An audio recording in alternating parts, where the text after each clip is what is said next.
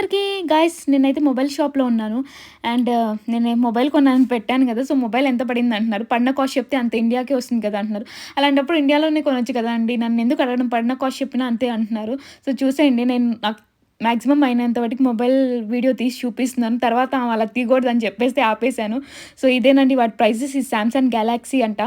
చూసేయండి model and prices కూడా పక్కనే ఉన్నాయి. దాంట్లో మీరే చూసేసుకోండి. నేను స్పెషల్‌గా చెప్పేదేం లేదు. అండ్ ఇంక అందరూ వెయిట్ చేసిన ఐఫోన్ 16 ప్రో మ్యాక్స్ ఇదేనండి.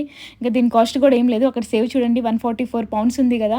మనం మంత్లీ సిమ్ తీసుకొని ఇంత పే చేసేస్తే అది మనం time to time bill pay చేసేస్తే వాళ్ళు ఇస్తారండి మనకు మొబైల్. అప్‌ఫ్రంట్ ఇంత కట్టేసి మనం ఈఎంఐ లాగా పే చేస్తా ఉండాలి. ఇంకా ప్రతి ఒక్కళ్ళు అబ్రాడ్‌లో ఉండేవాళ్ళు ఐఫోన్స్ యూజ్ చేస్తున్నారంటే ఇంకా ఇదే ఇక్కడ జరిగే ప్రాసెస్. మరి తక్కువకొస్తున్నాయి అంటున్నారు గదా! అదేనండి.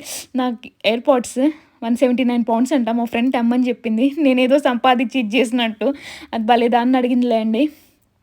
మా ఫ్రెండ్ అయితే చూసేసారు కదా మోడల్స్, పౌచెస్. నేనైతే ఈరోజు డిఫరెంట్‌గా ఒకటి చూసాను. నెక్స్ట్ వచ్చిద్ది చెప్తాను.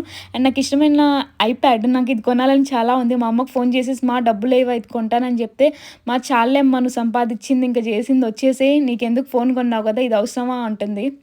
అలా ఉండిద్ది దమ్మలతో. అంటే ఇది హోమ్ థియేటర్ ప్యాడ్ అంట. స్పీకర్ వచ్చేది £99 అంట. అండ్ ఇది కూడా ఐప్యాడ్. ఇదైతే లిటరల్లీ అది పెన్నో, పెన్సిలో నాకు తెలీదు. అక్కడ డిస్‌ప్లే మీద ఉంది. £129 అంట యాపిల్ కంపెనీది. అది ఎందుకు యూజ్ చేస్తారో కూడా తెలీదు. పెన్నుకి కూడా అంత కాస్ట్ అవసరమా అనిపించింది.